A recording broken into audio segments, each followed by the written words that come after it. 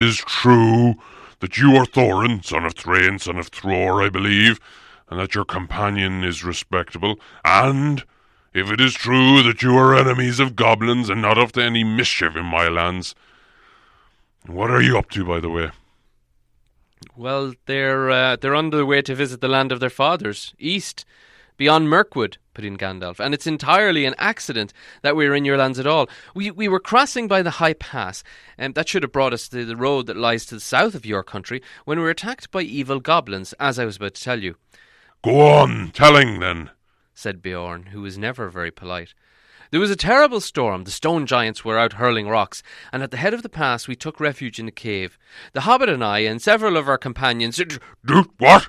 Do you call two several? Well, no, as a matter of fact, there were more than two.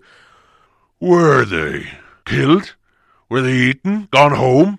Well, no, they don't seem to have come when I whistled. Shy, I expect. You see, they're very much afraid that we are rather a lot for you to entertain. They're shy. Go on, whistle again. I'm in for a party, it seems, and one or two more won't make any difference, growled Beorn. Gandalf whistled again, but Nori and Ori were there almost before he had stopped, for, if you remember, Gandalf had told them to come in pairs every 5 minutes. Hello, said Beorn. You came pretty quick. Where were you hiding? Come out. Come on. Nori at your service. Ori at... They began, but Beorn interrupted them. Thank you. When I want your help, I'll ask for it. Sit down. Let's get on with this tale, or it'll be supper time before it's ended. Anyway, as soon as we were asleep, went on Gandalf, a crack at the back of the cave opened. Goblins came out and grabbed the Hobbit and the dwarves and our troop of ponies. Troop of ponies? What were you? A travelling circus? Or we were carrying lots of goods? Or do you always call 6 a troop? Oh, no. As a matter of fact, there were more than 6 ponies, for there were more than 6 of us. And, well, here are 2 more. Just at that moment, Balin and Dwalin appeared and bowed so low that their beards swept the stone floor. The big man was frowning at first, but they did their best to be frighteningly polite, and kept on nodding and bending and bowing and waving their hoods before their knees in proper dwarf fashion, till he stopped frowning and burst into a chuckling laugh. They looked so comical. Troop was right, he said. A fine comic one. Come in, my merry men. And what are your names? I don't want your service just now, only your names. And then sit down. Stop wagging those beards. Balin and Dwalin, they said, not daring to be offended, and sat flop on the floor rather than on the seats. Now, go on, said Beorn to the wizard. Where was I? Oh, yes. I was not grabbed. I killed a goblin or 2 with a flash. Good, growled Beorn. It's some good being a wizard, then. And slipped inside the crack before it closed. I followed down into the main hall, which was crowded with goblins. The great goblin was there with 30 or 40 armed guards. I thought to myself, well, even if they were not all chained together, what can a dozen do against so many? A dozen? That's the first I've heard of 8 called a dozen. Or have you still got more jacks that haven't come out of their boxes? Well, yes, there seems to be a couple more here now. Oh, Killy, I believe. Come out, said Gandalf, as these 2 now appeared and stood smiling and bowing. That's enough, said Beorn. Sit down. Be quiet. Now, Gandalf, go on. So Gandalf went on with his tale until he came to the fight in the dark, the discovery of the lower gate, and their horror when they found that Mr. Baggins had been mislaid. We counted ourselves and found there was no Hobbit. Then there were only 14 of us left. 14? That's the first I've heard 1 from 10 leave 14. You mean 9, or else you haven't told me all the names of your party. Well, of course you haven't met Owen and Glowin yet, and bless me, here they are. I hope you'll forgive them for bothering you. Okay, let them all come. Hurry up, come along, you 2, sit down. Look here, Gandalf. Even now, we've only got yourself and 10 dwarfs plus a hobbit that was lost. That makes 11. Plus one list mislaid. Not 14 unless wizards count differently to other people. Count differently to me. Now please get on with the tale. Beorn did not show it more than he could help, but really he had begun to get very interested in the tale. You see, in the old days, he had known the very part of the mountains Gandalf was describing. He nodded and he growled. When he heard of the hobbit's reappearance, of the scramble down the stone slide and the wolf ring in the woods, when Gandalf came to the climbing into the trees with the wolves all underneath, he got up. He strode and muttered, I wish I'd been there. I would have given them more than fireworks. Well, said Gandalf, very glad to see that his tale was making a good impression. I did the best I could. There we were, anyway, with the wolves going mad underneath us and the forest beginning to blaze in places, when the goblins came down from the hills and discovered us. They yelled with delight and sang songs, making fun of us. 15 birds in 5-foot trees. Good heavens, growled Beorn. Don't pretend that goblins can't count. They can. 12 isn't 15, and they know it. And so do I. There was Bifur and Bofur as well. I haven't mentioned them, have I? I haven't ventured to introduce them before, but here they are. In came Bifur and Bofur. And me! gasped Bombur, puffing up behind. He was fat and also angry at being left to last. He refused to wait the 5 minutes and followed immediately after the other two. Well, now there are 15 of you, and since goblins can count, I suppose that's all there is. We're up in the trees. Now, perhaps we can finish this story without any more interruptions. Mr. Baggins saw then how clever Gandalf had been. The interruptions had really been made, for Beorn was more interested in the story, and the story had kept him from sending dwarves off at once like suspicious beggars. He never invited people into his house if he could not help it. He had very few friends, and they lived a good way away, and he never invited more than a couple of them into the house at a time. Now he had 15 strangers sitting on the porch. By the time the wizard finished his tale, and had told of the eagle's rescue and how they had all been brought to the Carrack, the sun had fallen behind the peaks of the misty mountains, and the shadows were long in Beorn's garden. A very good tale, said he. The best I've heard in a long while. If all beggars could tell such a one, they might find me kinder. You may be making it all up, of course, but you deserve a supper for the story all the same. Let's have something to eat.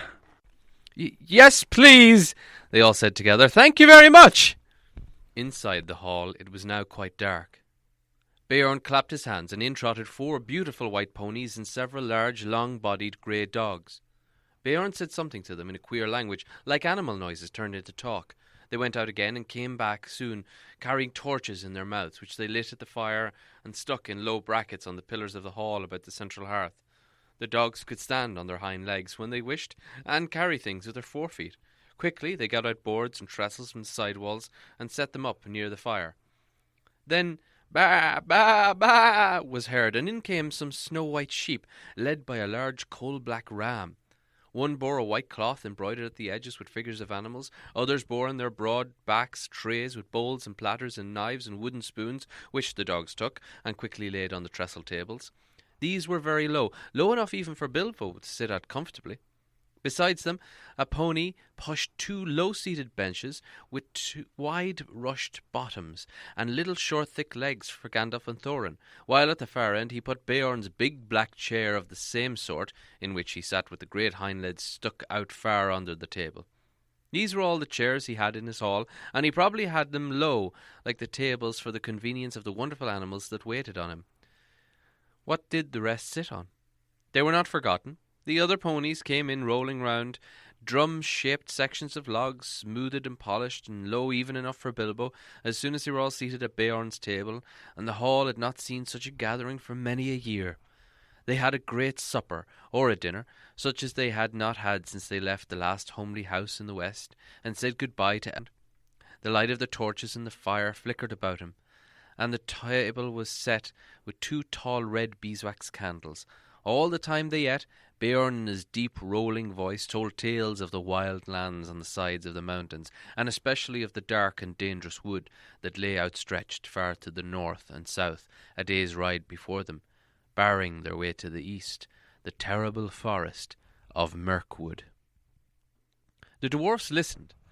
They listened carefully and shook their beards, for they knew that they must soon venture into that forest, and after the mountains it was the worst of perils they had to pass before they came to the dragon's stronghold. When dinner was over, they began to tell tales of their own, but Beorn seemed to be growing drowsy and paid little heed to them. They spoke most of gold and silver and jewels and making of things by smithcraft, and Beorn did not appear to care for such things. There were no things of gold or silver in his hall, and few save the knives that were made of metal at all. They sat low on the long table with their wooden drinking bowls filled with mead.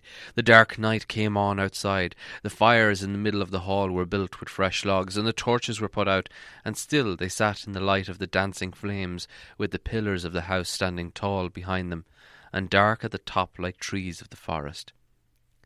Whether it was magic or not, it seemed to Bilbo that he heard a sound, like wind in the branches stirring in the rafters, and the hoot of owls. Soon he began to nod with sleep, and the voices seemed to grow far away, until he woke with a start. The great door had creaked and slammed. Beorn was gone. The dwarves were sitting cross-legged on the floor around the fire, and presently they began to sing. Some of the verses were like this, but there were many more, and their singing went on for a long while. The wind was in the withered heath, but in the forest stirred no leaf. Their shadows lay by night and day, and dark things silent crept beneath. Their wind came down from mountains cold, and like a tide it roared and rolled. The branches groaned, the forest moaned, and leaves were laid upon the mould. The wind went on from west to east, all movement in the forest ceased, but shrill and harsh across the marsh its whistling voices were released. The grasses hissed, their tassel bent, the reeds were rattling, on it went, o'er shaken pool, under heaven's cool, where racing clouds were torn and rent. It passed the lonely mountain bare, and swept above the dragon's lair. Their black and dark lair, boulder stark, and flying smoke was in the air. It left the world and took its flight over seas of mighty night. The moon set sail upon the gale, and stars were fanned to leaping light. Bilbo began to nod again. Suddenly up stood Gandalf. "It's time for us to sleep," he said. "For us, but not, I think, for Beorn. In this hall we can rest sound and safe, but I warn you all not to forget what Beorn said before he left us. You must not stray outside until the sun is up. On your peril." Bilbo found that beds had already been laid out the side of the hall, on a sort of raised platform between the pillars and the outer wall. For him there was a little mattress of straw and woolen blankets. He snuggled into them very gladly, summer-time though it was. The fire burned low and he fell asleep, yet in the night he awoke. The fire was now sunk to a few embers. The dwarves and Gandalf were all asleep, to judge by their breathing. A splash of white on the floor came from the high moon, which was peering down through the smoke-hole in the roof. There was a growling outside, a growling sound, and a noise as if some great animal was scuffling at the door. Bilbo wondered what it was, and whether it could be Beorn in enchanted shape, and if he would come in as a bear and kill them. He dived onto the blankets and hid his head, and fell asleep again at last, in spite of his fears.